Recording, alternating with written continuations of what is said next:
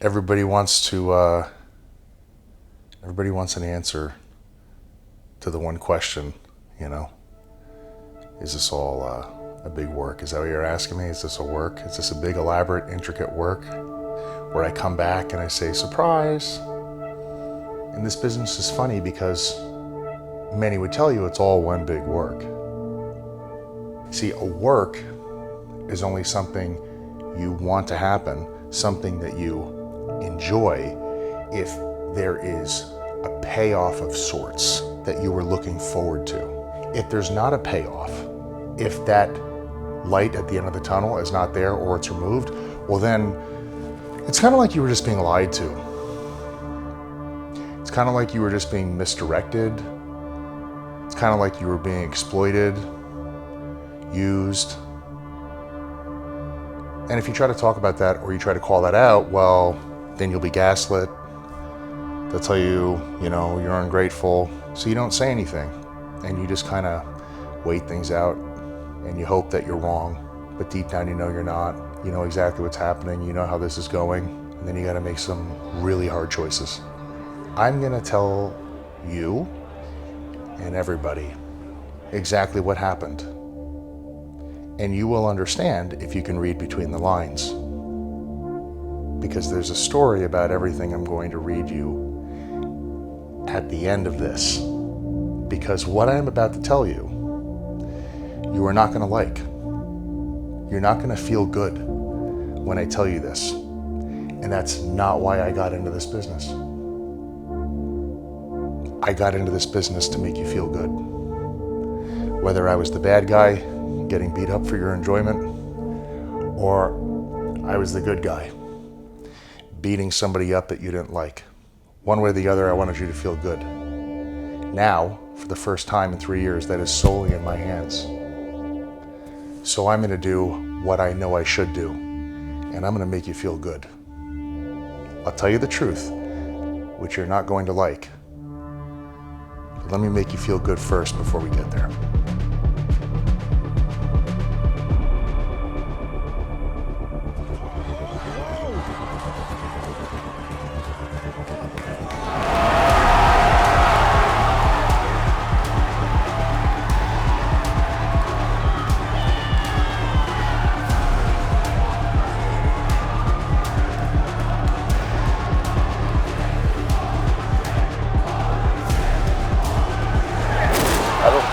They particularly want you to book your own shit.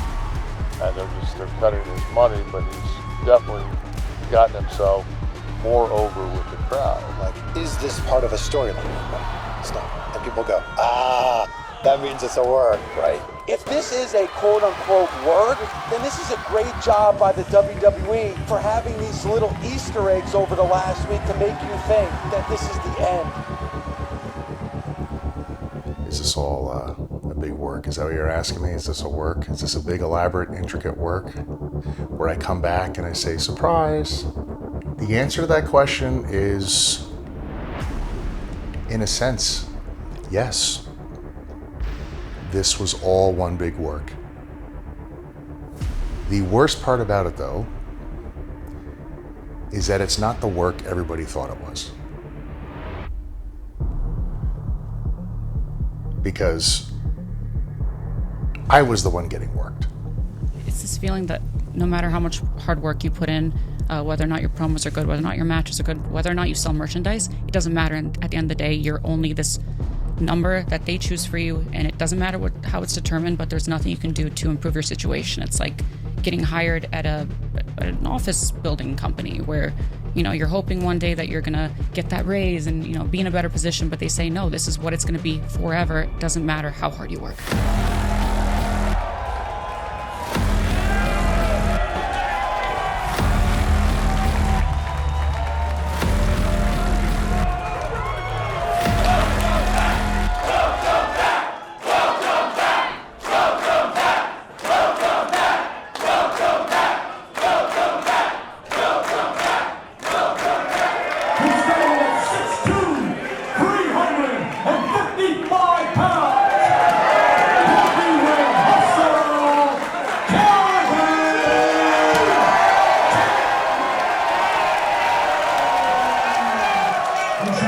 Challenger number 2. He's from Sin City, Las Vegas, Nevada.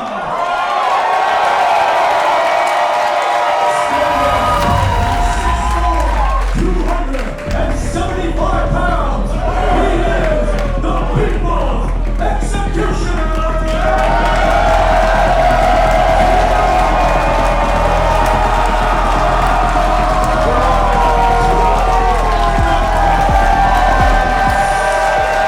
True battle of super heavyweights here tonight at Defy Ion. Capacity crowd on hand here inside historic Washington Hall in Seattle.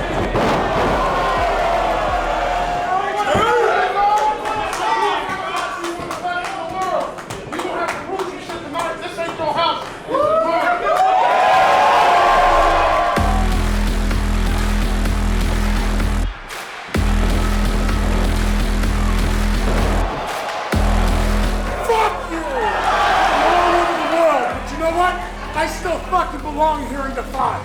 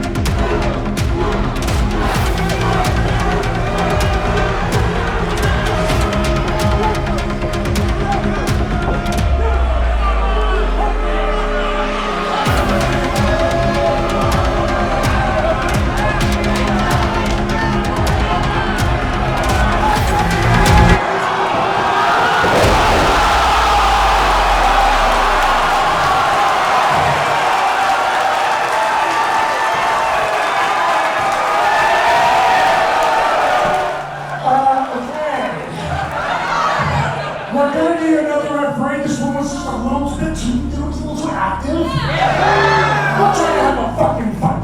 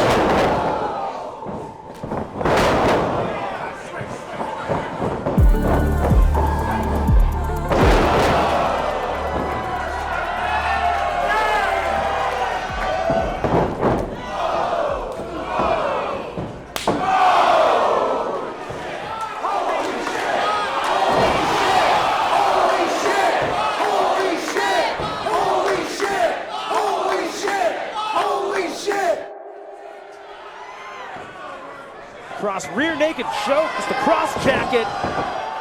Kross jacket is in tight and Tankman is fading. Referee's called for the bell. It's done.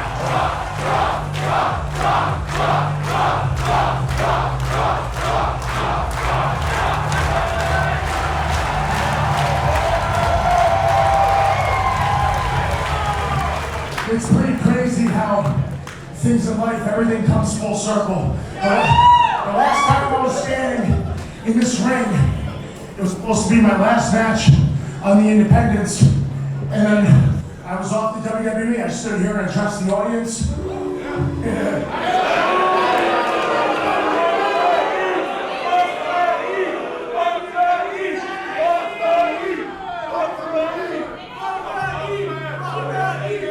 And as soon as I became available to be back in the Independents, I said, the right thing to do is to immediately go back to Defy.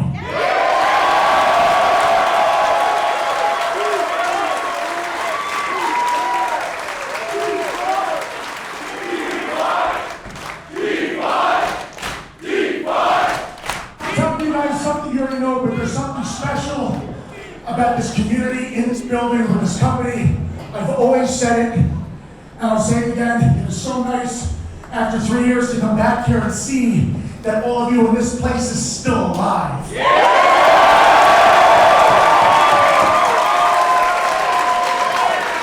I'm telling you straight up. I'm telling you straight up. And anyone else who's been around the world will tell you the same thing. I've been everywhere over the world performing. This place is special. It has to do with the people. There's something different going on in here. You guys bring this place to life. Sure, everybody has an incredible skill set backstage. They come out here and they give you everything they've got. But the energy you give them, they can run through fucking walls, man.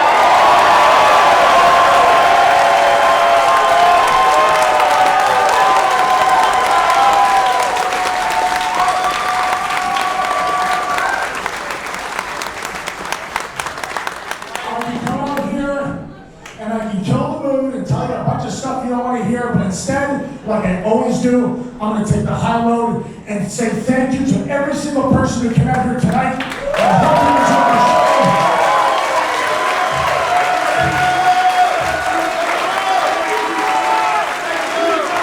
Thank you, Kross. Thank you, Kross. Thank you, Kross. Thank you, Kross. Thank you, Kross. Thank you, Kross. Thank you, Kross. Thank you, Kross. It was an honor and a privilege to stand in the ring of Defy, and I cannot wait until I see you all again. It's always a privilege to be in front of any crowd in the world to do this. It really is. But there's something very special about Seattle, and anyone who's worked for Defy will tell you that. I felt his strength right away. Right away. Yeah. Where I really felt it was how easily he picked me up for the body slam, and I felt it on the power bomb. He picked me up very easily.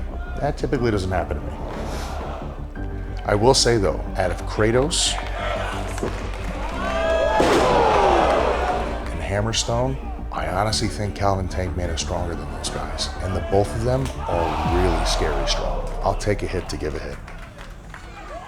And I know if I'm in control, I'll be the one standing at the end of it. They say life hits you hard. Killer Kross will hit you harder than fucking life. Buy the fucking ticket and take the ride. Find out.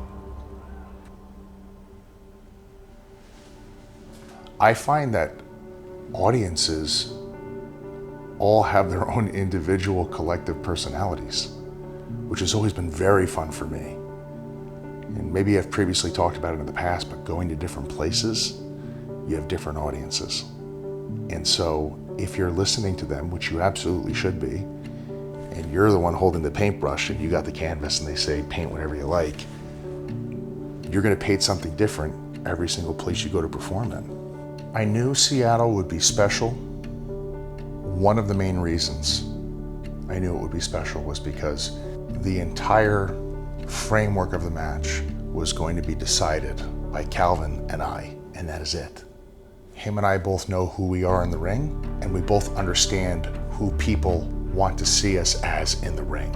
So from those perspectives, you create an entertaining and engaging match for people to sink their teeth into. You go out there and you do something that when people see it, they feel it, they experience it. The ride you take them on, you do it with the intention that when it's all said and done, they will come back to that show. Residual audience, loyalty, local fan base, people streaming. They're happy they purchased, watched the whole show, watched your match. That is the place where you create the match for the night. Easy. Everything everybody did today, everybody just secured that everybody in the audience is coming back for the next show. Isn't that what it's all about? Oh yeah.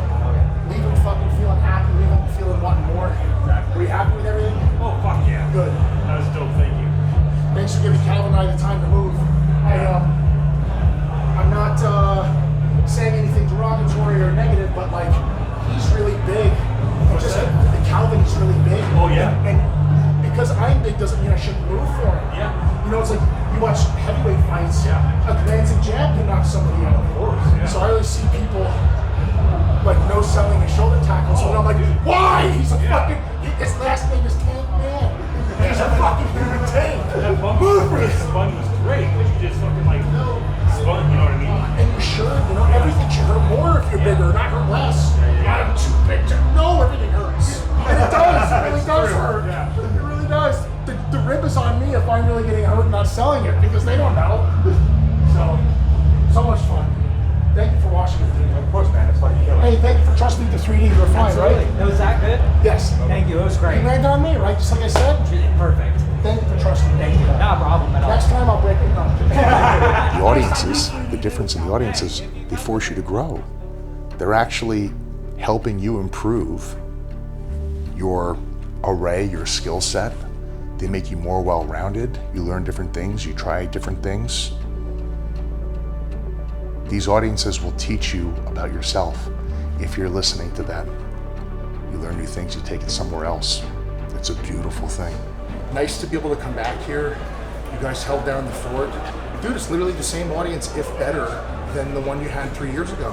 And then the one in 2019 that I got to work in front of. Yeah. This crowd's insane. You can take all these people in this building and put them in another building, another city, another state. You can't cultivate the same audience. This really is something special here. I wasn't blowing smoke. No. Like, it's fucking cool. I don't have your experience, but this is mine. Yeah. you could make a very incredible career working here.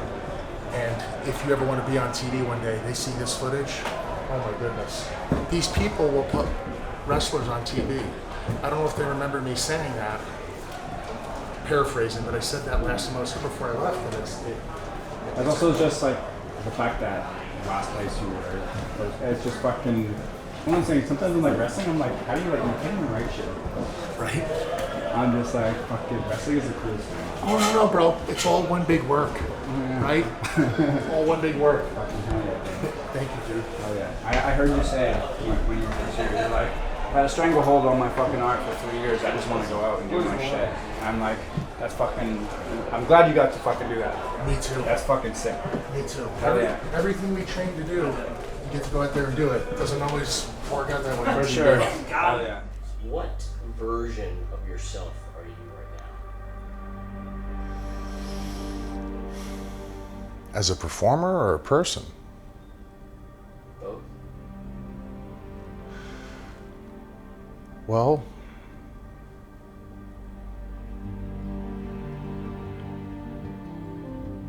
that's crazy, man. Never really thought about it. How does it feel to be free? Oh, it feels fucking good. It feels good, man. It feels good. We can just like, everything we train to do, you can just go out there and do it to the best of your ability. People don't understand when you're starting out in the indies, when you're first starting out, you don't get invited back to the shows, you don't get paid until you learn and demonstrate that you can take the audience on a ride. So it's a necessity to even be on the indies in order to do that. So a lot of us learn that before we ever go to TV. With TV though, there's a lot of controlled restrictions. It's a television show, they're writing a show, you know? So a lot of the things you learn, all the things you did years before you go to TV, the true artistry of this, creating moments, taking people on rides. Sometimes it's not afforded to you because it's a TV program. With this, everyone has the opportunity every single match to go out and hit a home run. It's all on the people on the ring. So it's your responsibility, your accountability, your chance every time you go out into the ring on the indies to show that you can make a moment, make people care, and show the people who are paying you, invited you to the show that you love this. And you've got these people and you're going to show them something that makes them want to come back. How could you not love that? That's what this is.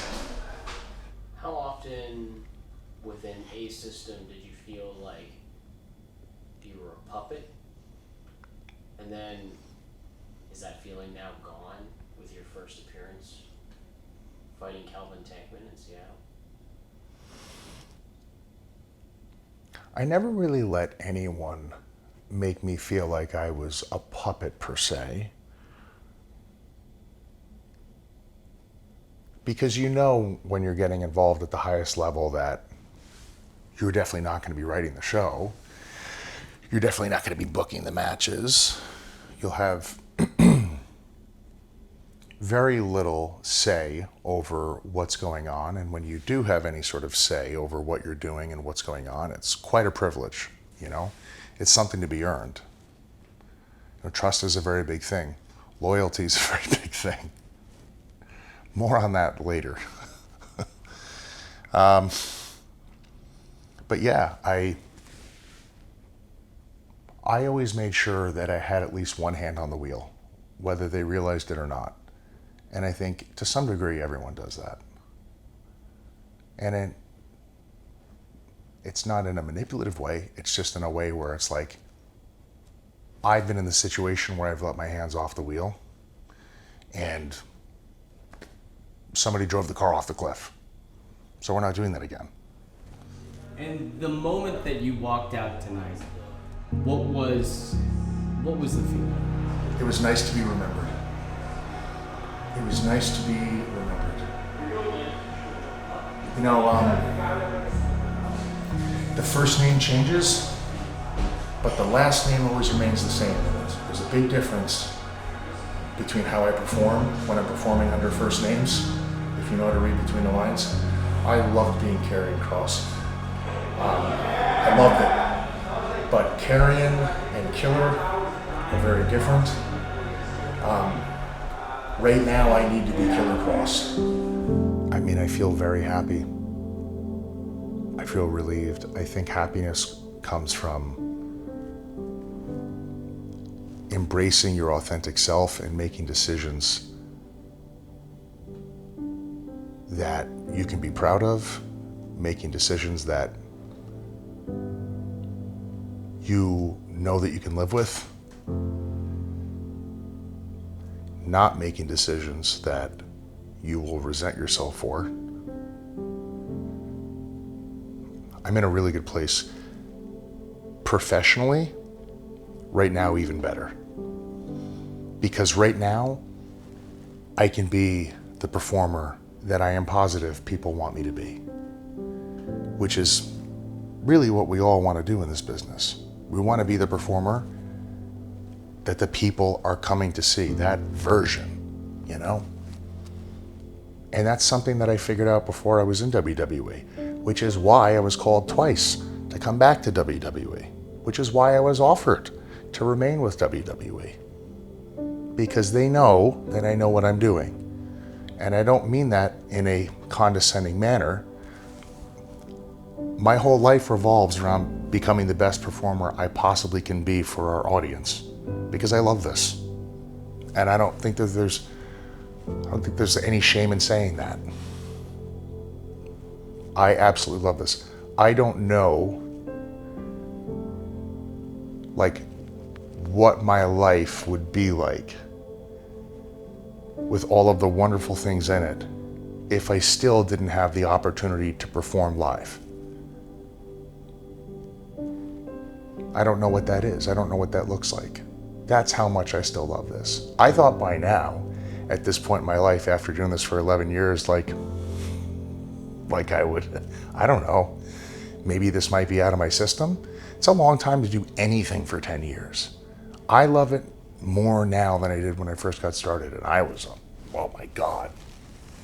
You would have to lock the gym doors to the pro wrestling school in Vegas to keep me out.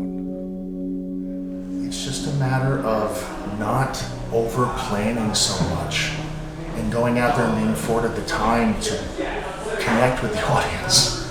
There's no one here to stop me or stop anyone from connecting with the audience. It's a beautiful part about the Indies. You can demonstrate everything that you know how to do. There's no limitations. No one has to worry about what comes on after or what comes on before, the commercials or the sponsors or the endorsements. There's a freedom here, you know? And it's wonderful. It's a wonderful thing.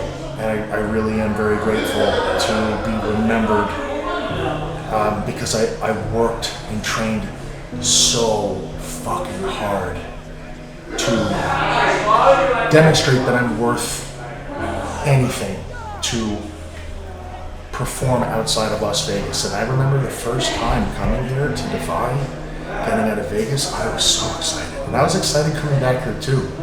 Truthfully, now that we're through it, and this is a me thing, but, you know, I don't know, my wife told me I was fucking crazy, but I was worried a little bit in the back of my head, like, are these people gonna remember me? You know? Like, are they gonna remember me? You just go into this creative flow and you accept whatever is gonna happen to you, good or bad, and you turn pain into art.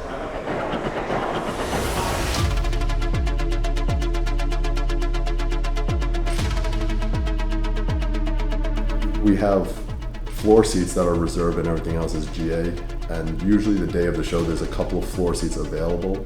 This is the first time the floor seats sold out this far in advance, let alone in 4 days the floor sold out as soon as I announced them. And I didn't announce one match or nothing, I just announced them, and it was the highest pre-sale in the shortest amount of time that we've done. I think that's a testament to say that fans like them. My name is Kevin McDonald. I'm a professional wrestler, wrestling promoter, wrestling booker, and essentially every single thing else you could think of in the world of professional wrestling. When I initially met him, I was like, you could tell he's real, like when he talks, and then you have a conversation and you can tell he's not BSing you, or if he's giving people advice or feedback or praise or whatever the case is, you can tell it's legit and it's not just blowing smoke up your butt. I took a liking to him right out the gate. So the thing about Kross, the reason that he has such a strong connection with the fans, the reason why the fans are saying they want Kross, the reason why fans are lining up to meet him, the reason why the social media world is all coming together and stuff, I think how real he is, I think that comes across. I think it comes across on the screen, I think it comes across when you meet him, and I think fans pick up on that, especially nowadays. A lot of fans pick up on, you know, whether someone's putting on a show or whether someone's being true and genuine and real. So if I don't have anything to motivate me to do something, I try to rely on discipline. And when I'm burned out of discipline and motivation, I think about all of the people that have helped me get to where I am today, especially people in my family, people who aren't here anymore. And I think about if they were standing right next to me and watching me, what would I do? Dude, he's freaking elite, bro. Like, come on now. This dude was literally given nothing. And then he made it to something, got organically over with the crowd. Like, you don't really see that every day. This dude was pitched on main event and getting huge pops. And on top of that, he was trolling the shit out of Sami Zayn. And it was the best shit on Raw. Come on now, Kross Code, we're always up, bro. When you saw the promo that he cut, like, after Mania, you were like, oh shit. Like, dude, this guy's back. And honestly, dude, I feel like it's just so different from what we've actually seen, because I feel like we're, like, so, like, used to, like, getting, like, shit, like, shoved down our throats. where it's just like, bro, like, come on now, it's the same old thing again. And then you have a guy like him who was not even like on Raw like the majority of the whole year, literally get over organically. And like his character is so tough. He's so freaking funny. He got it. They fucking dropped the ball, if you know what I mean. Kross is always up, bro. Shout out Killer Kross. I'll tell you this, and I won't bother you with the long overdone story. My dad worked his ass off for a trucking company, 30 years. What does he have later? He never bet on himself. So I see stories like yours, and I apply it to myself so I don't make that same mistake. You know? But yeah, I really appreciate what you guys do. Man, that means the world to me. Thank you. Thank you. Thank you.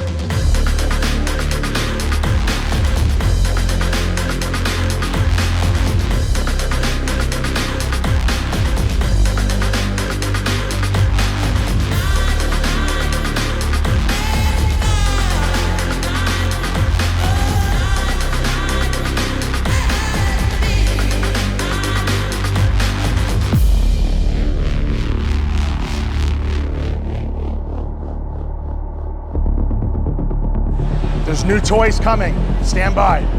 Looking forward to it. Thank you. You got to go balls to the wall when it comes to this business if you want to get over.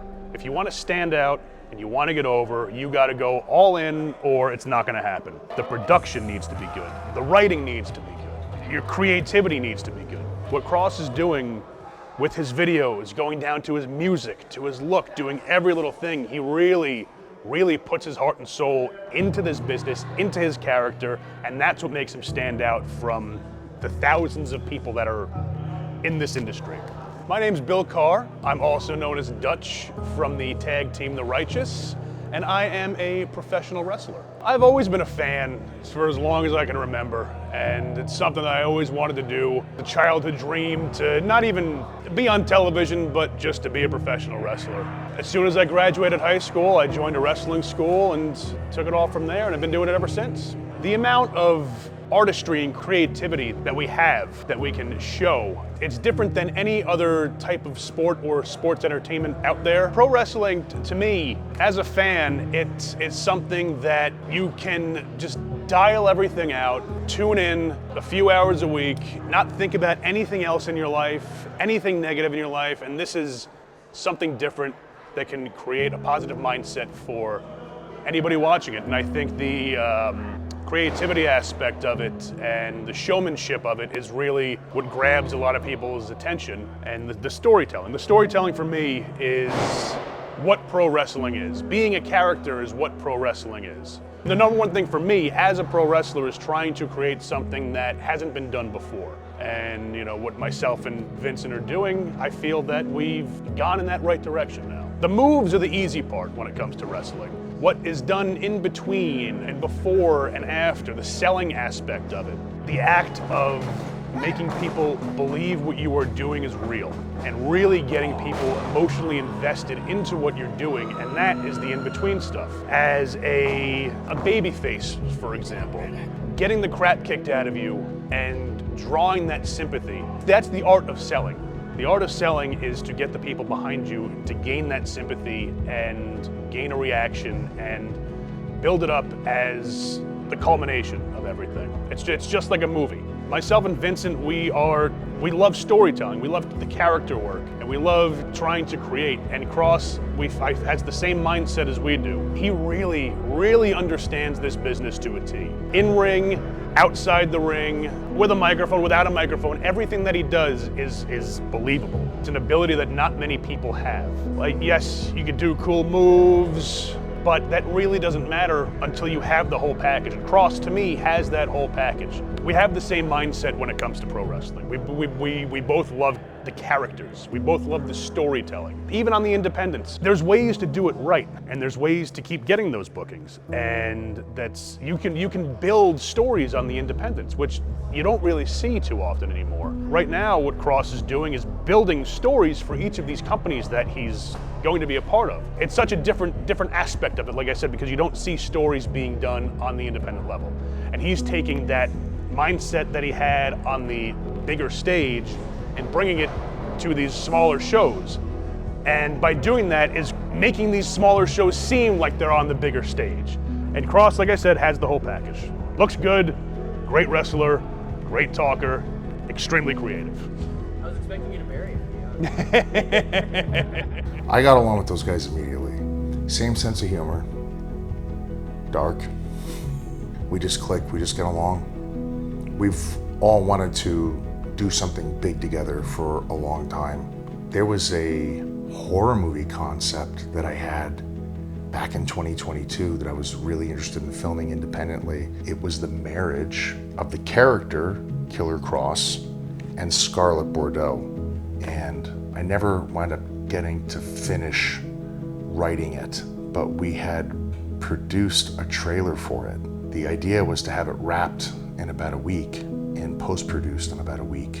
Maybe I shouldn't tell that story. Maybe it's not too late. Maybe we'll still produce it. I'm working on a script right now for a horror film. It's going to be a feature, but it's nowhere close to even being done. So I'm still collecting the people that I really need to make it happen. The film that we did, Blue Evening, is going to be competing in the Burbank Festival on the 25th. I want to take that crew I was working with and see how they would feel changing the setting and doing like a full feature film with them. So, you gonna have that movie around here, by the way? I don't know. It depends on if there's a festival here that wants to run with it. But we ran it in New York City, and it won Best Film. Thank God. So we were really, really, really flattered because the competition was stiff. Everyone's film in that festival was amazing. It was really, really, really amazing. It was very Kill Bill meets The Exorcist. And now here we are. Now we have the opportunity to create something together, finally. We're there. So many people came to support me. It would feel unusual for me not to use that day and that event to help others as well. All I have been trying to do since the beginning is help where I can. There's only been a couple people who have really gone out of their way when they absolutely did not have to. I never asked to step forward and help me. I never forget that, and I try to make sure that I'm doing that for others as well. I don't need somebody to fucking tell me to do that. That's something we should all be doing. My name is Vincent. I'm a professional wrestler of 15 years now, and it's something that I've had a passion for since I was a young child. Between that and I'm a big fan of movies and film, specifically the horror genre. With professional wrestling, I have tried to figure out how to take my passion of horror films and movies and bring it into my profession as a professional wrestler. There was always that vision that Bray Wyatt, God rest his soul, that had for myself, Dutch, and Kross as being an extension of the Wyatt Six on different brands. Weapons was really good. Weapons was great. You seen Weapons yet? Oh, I loved it. Weapons is like a throwback to the horror movies we all grew up on when it used to be a rated R horror movie, but they would have a cast of kids because they're the most vulnerable, and everyone will always be afraid for the kids. It's easy to like dislike an adult or a teenager in a movie. You're like, yeah, fucking kill him. Yeah. Kill a fucking kid, he's an asshole. Yeah. But like when there's like little kids running now, you're really scared for them. Yeah, this movie did that. Okay. And they did a great job too, and I always love this. Like, yeah, jump scares are great, but if you can see a scare coming from a mile away while nobody else in the scene sees it happening, yep. Like when she was asleep in the car and the woman comes out of the house with the knife. Yeah, yeah. Holy fuck! What the fuck's She's going all on fucked up. Where do you see, I guess, with you, Dutch, Kross, all of the independents? Is there a potential to see all of you in the light that we wanted to see once upon a time? I think now that we're available and we're in this pool now all together where we can see the potential rise and then come together moment, which I think would be a fantastic moment for us and for everybody. The best part of it is, to me, is when or where and how. To me, I think it would be when is the right time to do it? What's the right build to that? You know, creating the right moment for that to actually happen would be the most important thing. But I think the vision is there. We would love to do it. And I think it's all about the timing. In wrestling, there's tons of phenomenal athletes out there. There's a lot of things out there that I could only dream of doing physically in the ring. But for me personally, and I think it goes for Kross as well, and also Dutch, and how we see the righteous, for me, The entrance is one of the biggest things for me. If the crowd is not with me on the entrance, I kind of am taken out of it, if I guess you could say. But for me, it's the production, it's the entrance, it's the presentation, it's the physical emotion of the stories we're telling in there. If you do a move, it's like, why did you do it? What's the reason for it? And where do you go after? And what's the emotion that came out of it? Where does the story go from there? So very storytelling. Same goes for the vignettes. Vignettes or promos, like this first vignette that is going to air or be put out, where does it connect to the next vignette? Where does that vignette connect to that one? Where does it go from there? How does the match happen? Why does the match happen? The backstory to everything. I just think, for me personally, it creates that emotion for the performer as well as the audience. So the audience has something to gravitate to and latch onto as far as the emotion. So to me, the emotion in between everything is what matters the most for myself. You know, I remember when I met him for the first time, I was very intimidated. It was about 2019, I was about 19, 20 years old. And, you know, he was just getting ready to, I think, go over to NXT. He was hot in Impact at the time. And, you know, he was a very intimidating guy. But the one thing about him is, as big of a guy as he is, he's a sweet guy, man. And he cares about the next generation. You know, I can tell you a story that I hold near and dear to me. When I was very unhappy where I was signed to at the time in 2021, I just felt like I was just not being treated right the way I was talked to. I was hurt, man. I was really hurt. I was put in predicaments where I wasn't comfortable. And I remember telling Kross, and this was right around the time he returned to WWE, and he looked at me and he goes, "Do you want it that bad?" And I go, "Yeah." He told me, "Well, I'm going to help you in whatever way I can." Because the biggest thing in this business is when you get to a certain point, it's giving back to the next generation. And I take that and I hold that near and dear to me because I know at some point I'm going to be in that position where I'm going to have to give back to somebody to help them get to where I'm at today. And a lot of people don't know this, but in 2022 I had a private tryout with the WWE, and I got that because Kross believed in me. And Kross went right to the top and he told them, "We need this guy." And I got flown out. You know, I got there and unfortunately things didn't work out. You know, obviously now I'm in TNA that's working with NXT, but they knew who I was already because of what Kross did to get me in front of them the first time. And I owe Kross a lot. I think if Kross didn't do that, I wouldn't be where I'm at today. So I am Casey Navarro. I am a professional wrestler. As a matter of fact, I am signed to TNA Wrestling right now. Without the fans, we're all nothing. And I actually have a tattoo on me that my dad told me before all my matches, and it's "Win the crowd, win the world." Because without the fans, you are nothing. If you don't have the support of the fans, you are nothing. I mean, look at Kross, man. The fans want him. They believe in him. And that's why, even though he's not where he was, he's still one of the most talked about people on the planet, that I aspire to be something like that. You know, I was in TNA tagging with one of the most hated people on the planet, and now I unfortunately tore my ACL and I'm working to come back, and I want that fan support, and right now I have it. And it's guys like Killer Kross that inspire me to believe in the fans, because without them, we're completely nothing. On this level, the fans get to be closer to you. They get to interact with you. At TV, they don't really get that as much. You know, we're kind of going to the ring, doing our match, and going right to the back. You know, we're here, they get to interact with us at intermission. They get to see us before the show. They get to be up close and personal, because sometimes you can afford more. It's more affordable to get a ticket at an indie show than it is at a television show. So I feel like being at the indies here, you gain more of a connection. But also at TV, you have an opportunity to tell a story in a different way, for fans to connect with you in a different way, where you can't do that on the indies. So it's kind of like a 50-50. For me, you know, I had to learn from guys like Matt Cardona, you know, the internet champion, whatever.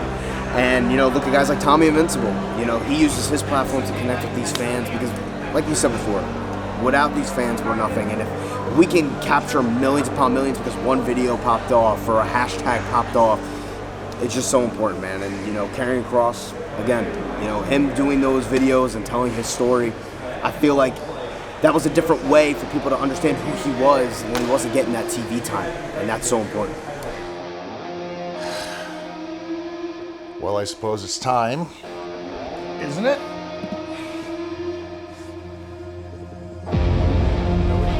Normal things. Normal things.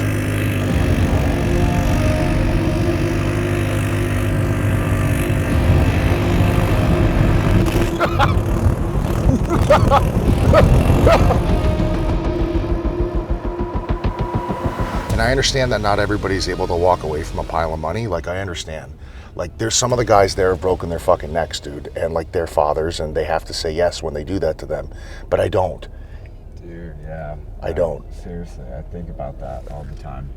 I'm grateful I'm in the spot I'm in. Yes. Because there's literally, I'm not a fucking idiot. Like, there's no other company that will let me do what I do. This is what I was worried about from the beginning. Like, remember when Matt Stryker used to produce for us on the Indies?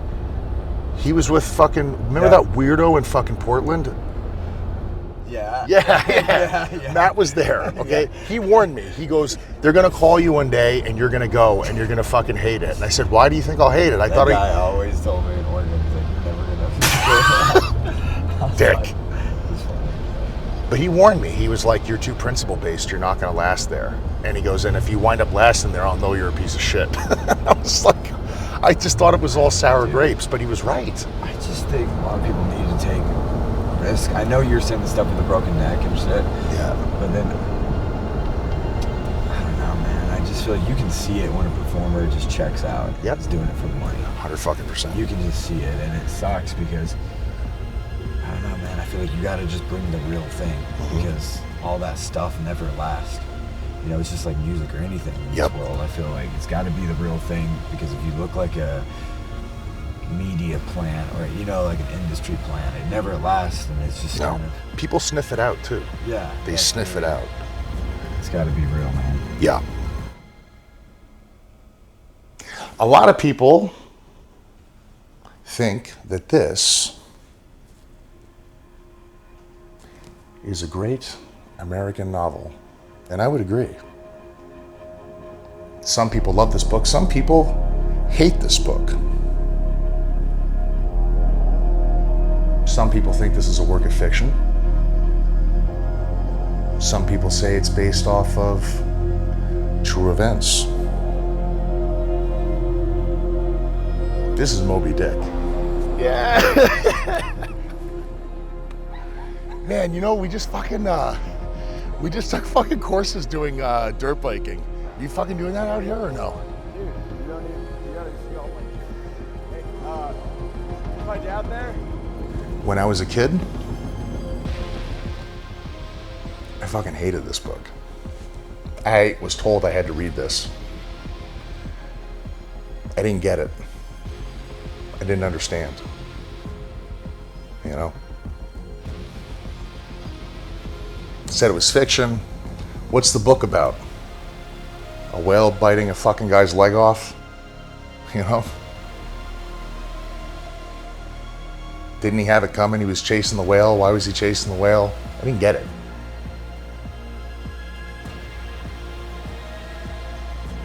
To me, I don't know, man. What was the point? He could have stayed on shore. I just had so many unanswered questions. What I didn't realize is that the book was over my head. As I got older, I don't know what possessed me, something just made me feel like I had to read this book again. The themes of the book, they just began to hit different. I realized it was not just a book about a guy chasing a whale. There were very interesting undertones, social commentary, statements, psychology, sociology. There was a lot of other things going on in the book. Analogies, metaphors. Really makes you think. Then I come to find out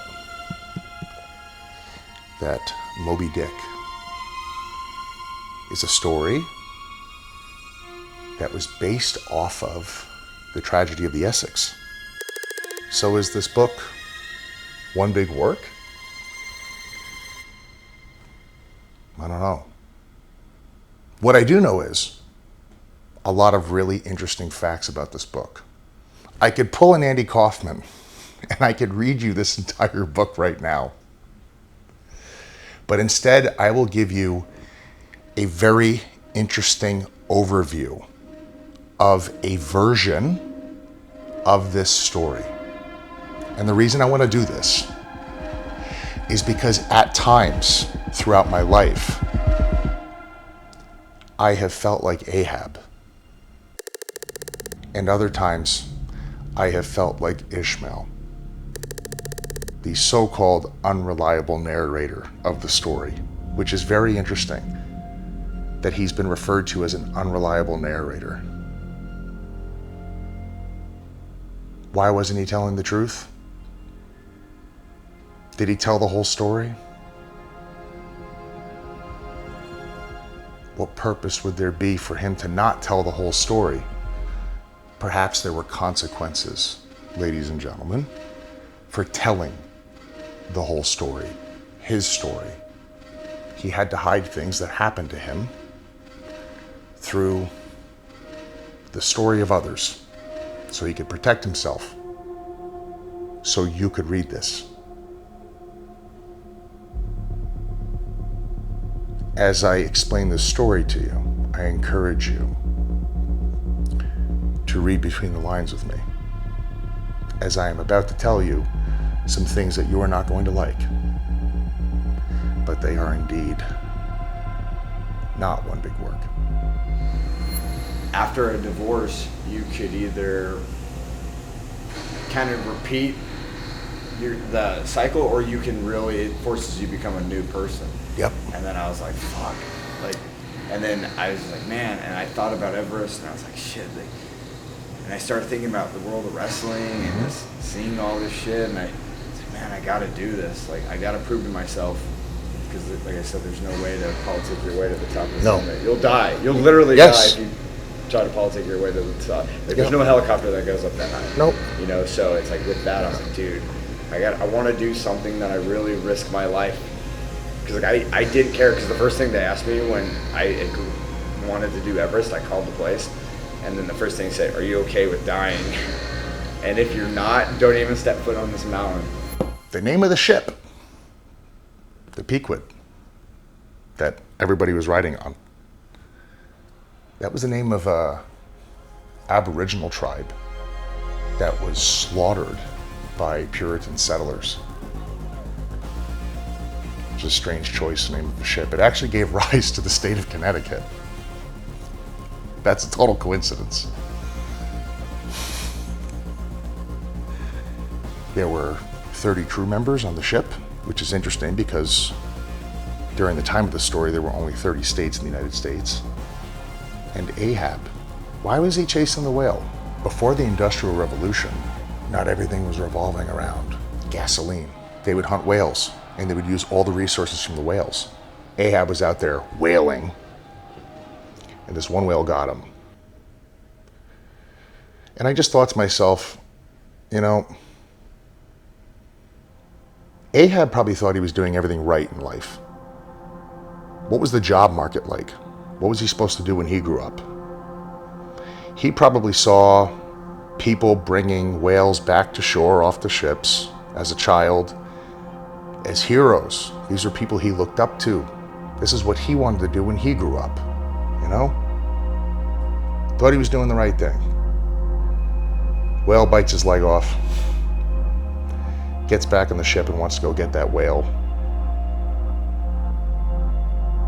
I don't necessarily think, though, that he was, obsessed with the whale itself. It was like this phantom pain that he had to live with. He lost something. That's really what he couldn't live with. He couldn't live with the idea that he was missing something. He couldn't accept what he had become. So he was trying to take it back from something that he absolutely could not take it back from, nor was he going to get it back, even if he killed the fucking whale. That's a story about a lot of people. I would see that reoccurring obsession in my life all over the place. In different people, I'd even catch myself doing that with certain things sometimes. How far are you going to allow yourself to go? Are you going to allow yourself to self-destruct in the pursuit of this thing that is really not attainable? Are you going to gaslight yourself into believing that this thing is there that you can get that's really not? You're going to chase it right off a cliff, or chase it until it finally gets you and kills everything around you, all your relationships, takes your health. Sometimes I have felt like Ahab throughout my life. Sometimes I have felt like Ishmael throughout my life, observing and watching people become Ahab, knowing what's going to happen to them. I've read this fucking story before. I see what's going to happen. What do? Do I stay on that ship and ride it for as long as I can, hoping that we're going to successfully complete the mission, or go under with the ship? I mean, what do, right? In one version of the story, Ahab had a feeling in the month of January that something was really wrong. He had a feeling that he was outperforming his deal.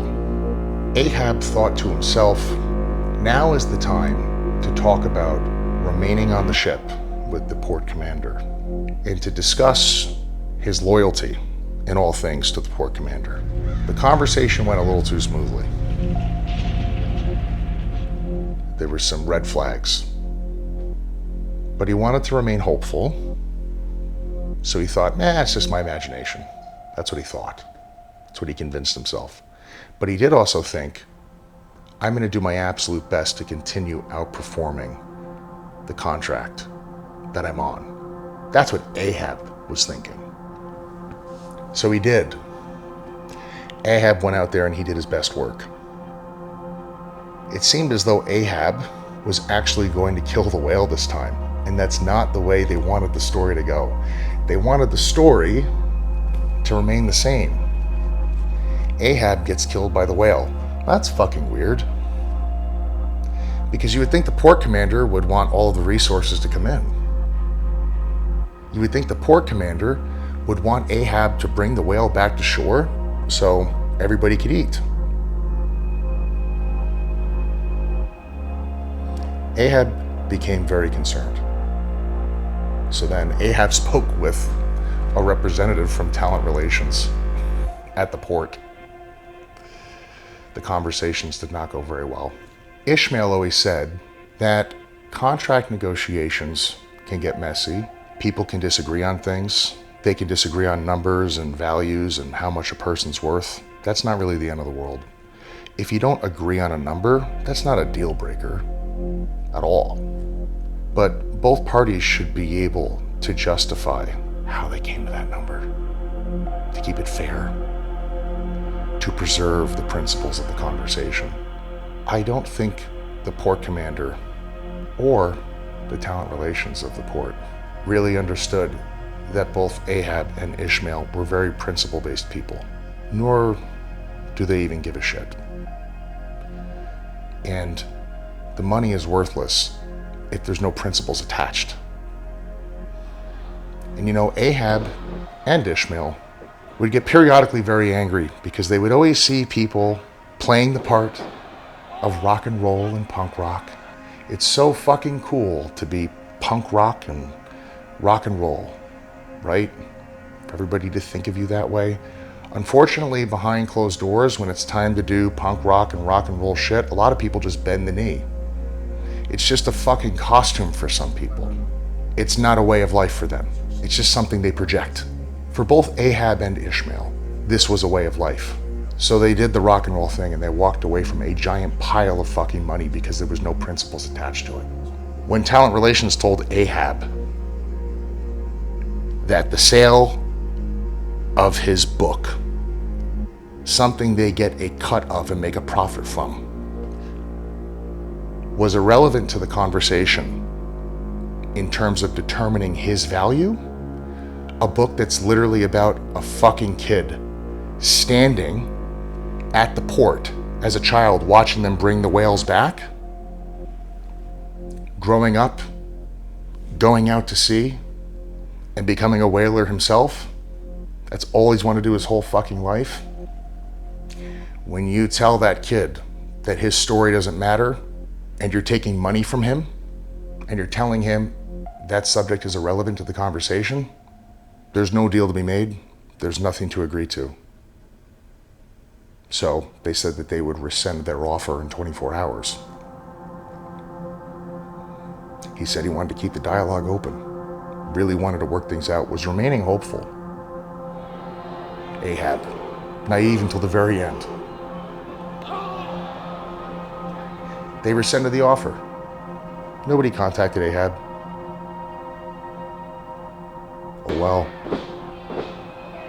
Sometimes,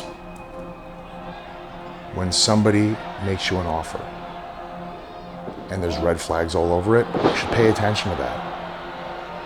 Once upon a time, back in 2021, they asked Ahab to sign a contract. He asked, hey, what about my siren? They said, you sign this contract and we'll get to the siren afterwards. You know what they did? Ahab signed the contract and he went out to sea. They never signed the siren. They kept her sitting at home and they turned Ahab into a fucking asshole. So Ahab wasn't gonna fall for that again because he's fucking read the book. They already did this to him. He already fucking knew. So in this version of the story, Ahab decided to let it go. He didn't kill his whole crew. He made peace with the whale and he took the ship back to port. That's my favorite version of Moby Dick. The one where he didn't fall for the same story twice.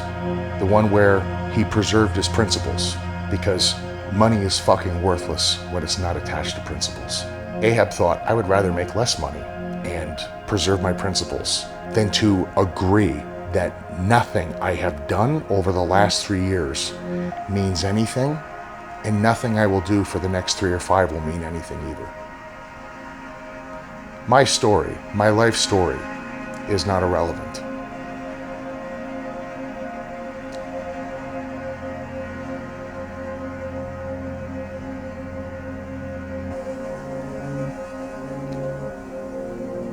Pretty good fucking book.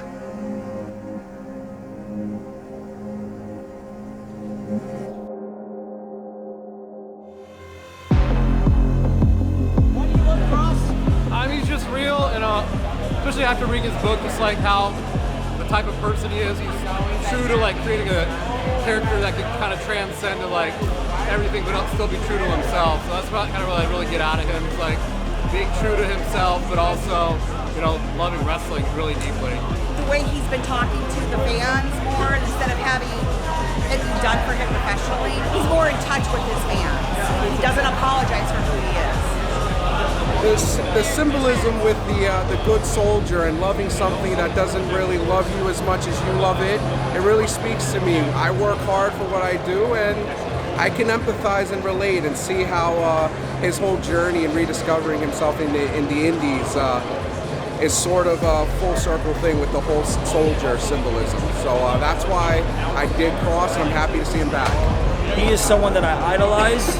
He is someone that I could truly say is a hero of mine. Kross is real, but real isn't good in that world anymore. We need more guys like Kross. I idolize him because not only is he a good human being, he puts hard work in, and everyone should be like Kross, and people should take notes in other companies that we don't want Brock, we were chanting we want Kross. Oh, they weren't chanting we want Brock? Oh shit. Surprised. And I was like, I thought they were chanting we want Kenta Kobashi, to be honest. That's what I fucking thought. But and I'm like, all these people are coming out. I'm like, why not bring them out? Right. Like, why not bring them out? Well, maybe that was the problem. Maybe the problem was that you guys actually wanted me instead of somebody else. They weren't right again, and we were all right. No, you guys are fucking wrong, all right? Listen to them. You're wrong. But like, how happy are you here? Like, Very. Right? Very. Honestly, look, this is, when has this ever happened in my life before? This is fucking unbelievable. I'll never forget, like, I'm very flattered.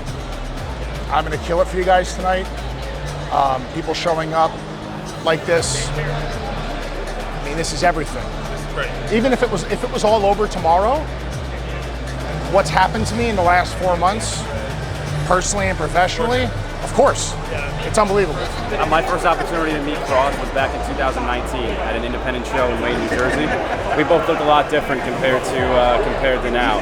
But he was a class act, a great guy, and I've had this shirt ever since. That was actually the first independent wrestling show I ever went to, and since then I've been a huge fan of Kross from everywhere he's went, from the days of Impact back in 2018 and 19 to his days early in NXT, back on the independent scene here.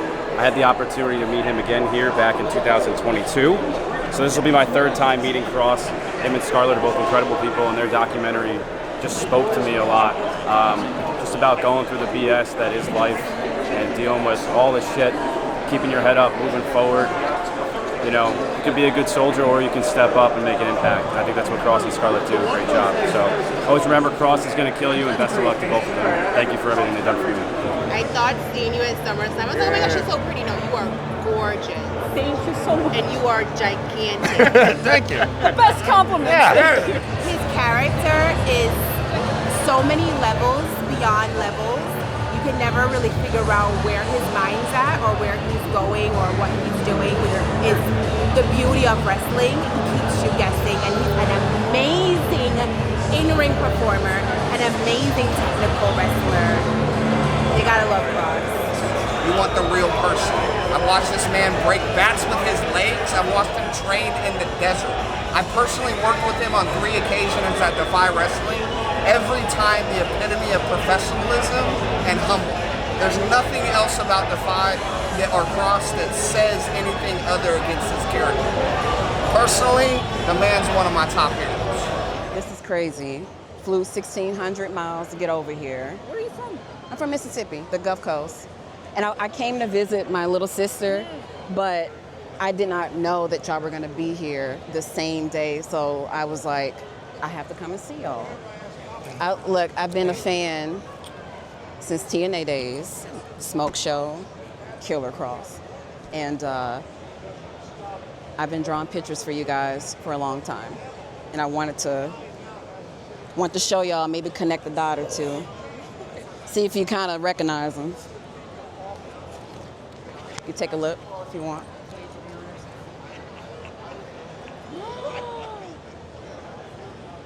If you remember, that was the first, yep. Is this the first time we're meeting in person? This is the first time.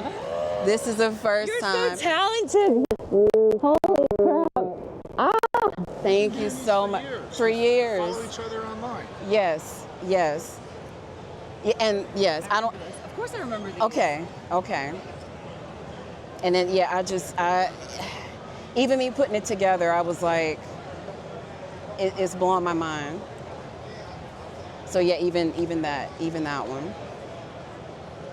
And of course that one. Hold it up for the camera. That's us. Right there. That is one of my favorite ones. I'm so excited for you guys to finally meet. What? Just did this. Snuck and did it at work, by the way. Wait, you're giving me an outfit idea though. Awesome. So the concept of this is, of course, what's going on with you guys now. You returning to the Killer Kross form. That's why you can kind of see the bald hair, but you are basically like the person that's bringing out, making him remember who he is, you are the one basically facilitating this change, the paint into art concept. Like all of that is mixed in there. I love it so much, I'm gonna throw up. Oh no, don't throw up. Don't do it. But yeah, I just, it came to me, it's just, because like I understand like everything that y'all have been talking about. Like I've seen the documentary, of course, and honestly, all of it, it's like I know you guys without knowing you guys, so this just came to me and I just wanted to gift this to you guys. This is, I think, my favorite that you've ever done. I gotta hold it up so people Go can ahead. see it. Go ahead. And it's pen, it's marker. It's inspiring me as a wrestler too. Really? It gives me ideas on that. Oh yeah. It's the actual. Oh, of course. Yeah, this is original. This is hand drawn. So I'm giving this original to original. And then this is just a little something that came to me that just happened. Are you giving this to us? I'm giving this to y'all. Oh my God. I'm giving this to I'm y'all. gonna fall down. No, don't do it. Yeah, that's all I have for now. But when I continue doing things, we could put it in there. Come here. All right. I can't believe it's been like 5 or 6 Yeah. years. And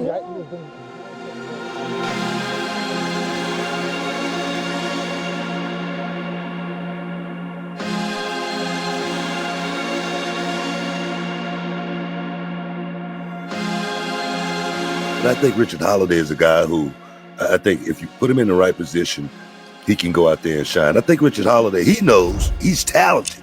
Richard Holiday is going to get a chance to go out there and see it, let the world see exactly what he's all about. Hey, guy in the boardroom who has my contact info and still won't call me, go fuck yourself. That's on Richard Holiday. Oh my God. Dude, my heart is racing right now. That was invigorating. You good? You know that was a work, right? All right, good. Everybody knows that was a work. Biggest company in the world let you go, and you had to go on YouTube just to get the buzz that you wanted. So I don't know, couldn't be me.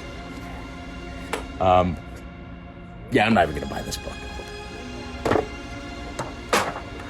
Ladies and gentlemen, this is your main event of the evening, and it is a no disqualification match, and it is scheduled for one fall.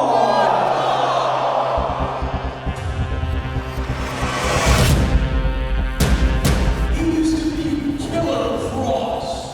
Now he's just a worst-selling author in the New York Times.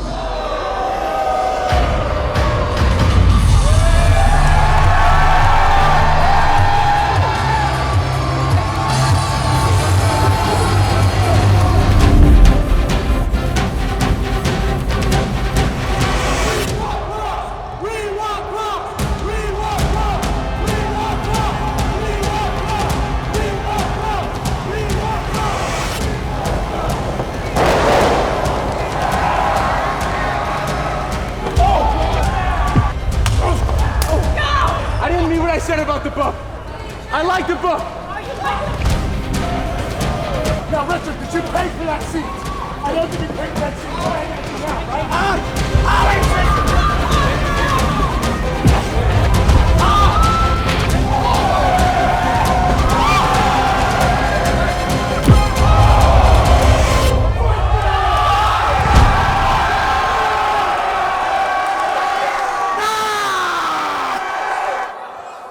Holiday trying to set him up for a pot. No, not on that ramp. Not on the ramp. No, no. Oh my God. Shades of Terry Funk with that pile driver on the outside. Hey, Kross, I thought you were gonna fucking kill me.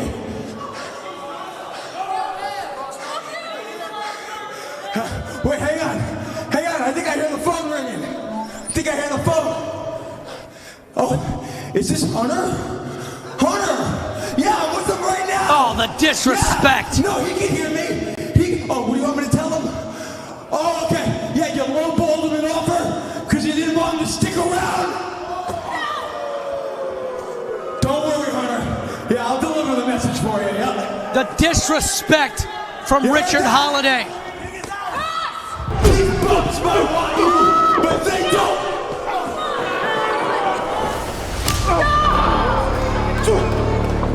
There we go.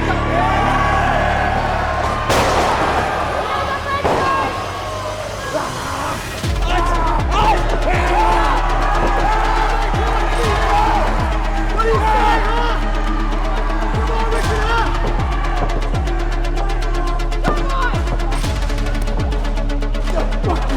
Fuck you!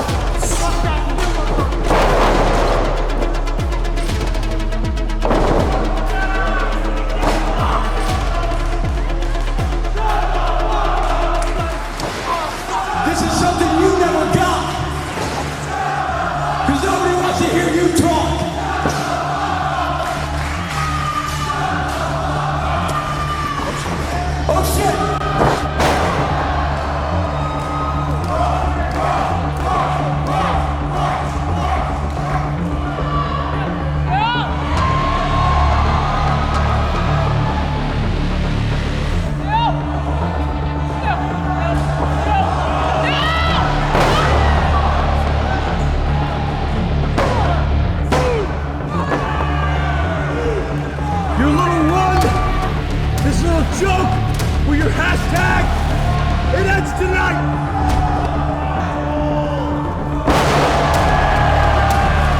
Tried to warn him, he didn't listen. I told him he's gonna miss and he did. What the fuck, man?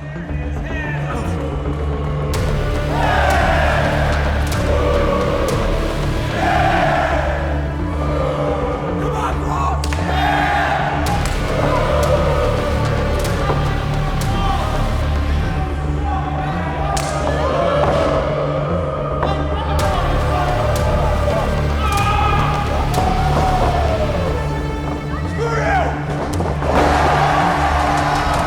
There's a reason this man was a two-time NXT champion. There's a reason why the millions of fans got behind him. Vicious shot laying that forearm in. Doomsday Saito.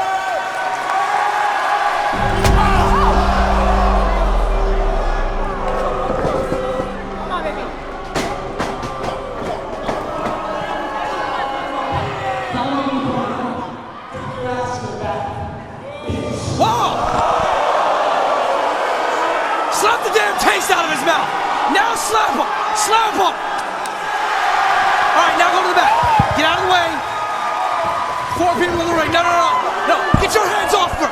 Get your damn hands off her, Holiday.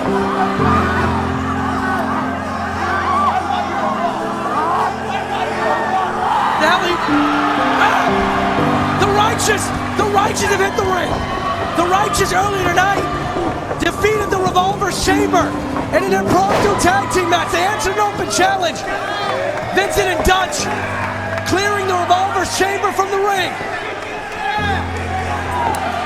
Well, Ryman's still there.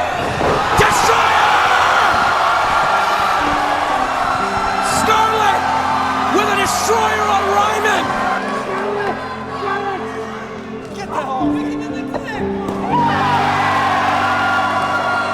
That is how you do it. There you go. Kross has got him up. Kross has got Holiday. Gore! Kross tribute to Rhino. And that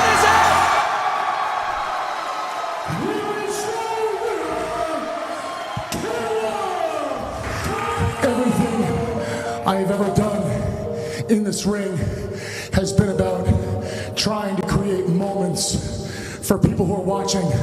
Like once upon a time, that kid in the back saying, "I love you, Scarlett." I was a kid out in the audience once upon a time telling my favorite wrestlers I love them too. I just came here from the other side of the country, coast to coast. I'm so glad I did. I just want to tell everybody in here, thank you for remembering who I actually am.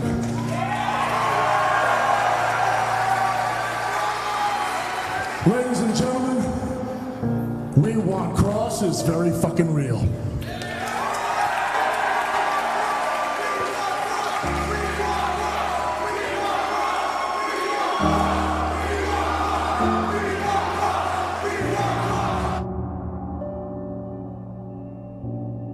I don't really talk about this too often because I try to just close that chapter of my life, but there was a time where I got sick. I got really sick.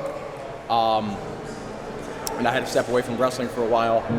And I remember there was like a Sports Illustrated article. The article came out, and not like 2 hours later, Kevin called me.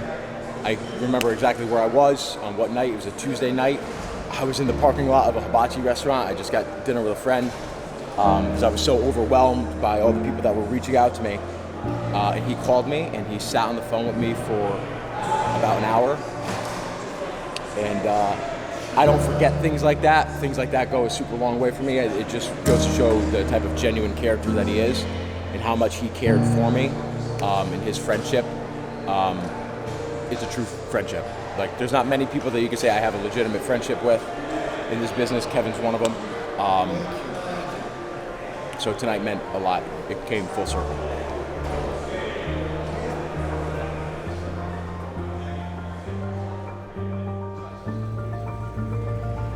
Do you remember said to you before we went here the very first night? Yes. What did I say? Well, you told me that you love me. Right here in Times Square. You still feel the same? I mean, yeah.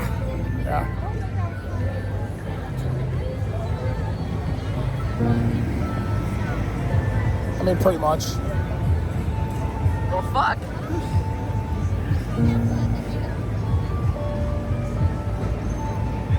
I still love you and your bald ass.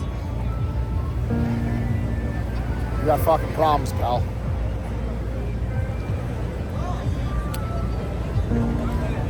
Love you.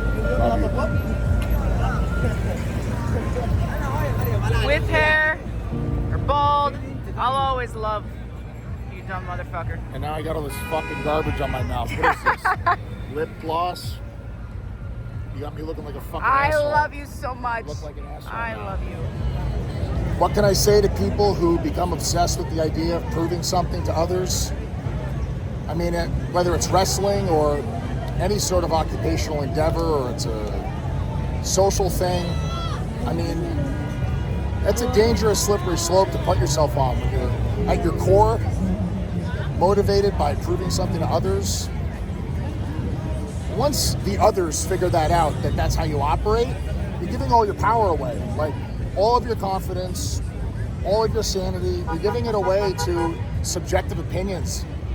And they'll never give it to you. It'll become a really sick game that people use against you to court you with obedience and make you desperate. It creates desperation. It's not a good thing to do. Maybe at times I felt throughout my life like that was a partial motivation, but at my core, you can never let it be that. And I see people doing that all the time, and it's a really, really big mistake. Like when you get involved with wrestling in the beginning, when you watch wrestling and you see it, do you say to yourself, well, I want to do this because I want to prove something to somebody? Of course not. That's crazy. You do this because you realize that you want to figure out how to do it because you think you'll love it. You do this because you think you'll be in love with it, because you're in love watching it. And that should always be the motivating core factor. You do this because you like it. Sometimes you start working for places and you're not doing this the way you know you should be. And the way you're being told to do it is not a way that you love it. That's not a good place to be. You shouldn't be trying to prove something to a community or an employer. Like, people will use that against you. I've seen it forever. It's not just in wrestling. It happens in the corporate sector. It happens in social settings in life. You can't operate from a place like that. You will unravel. You will go crazy. You'll lose your mind. You will become obedient to the leash that you are placing around your own neck, and people will dog walk you your entire life using all those things I mentioned. What is his social media? What does their social media look like? What does all that look like? Oh, today was a bad day. Today was a good day. They don't care. They're to this, they're to that. They can't do this, they can't do that. You have to shut all of that out and remember why you got involved with this and why you wanted to learn in the first place. It's because you love it. That should be where you're coming from. And you will land where you land. You will land where you're supposed to land if you allow all of this to come from that place.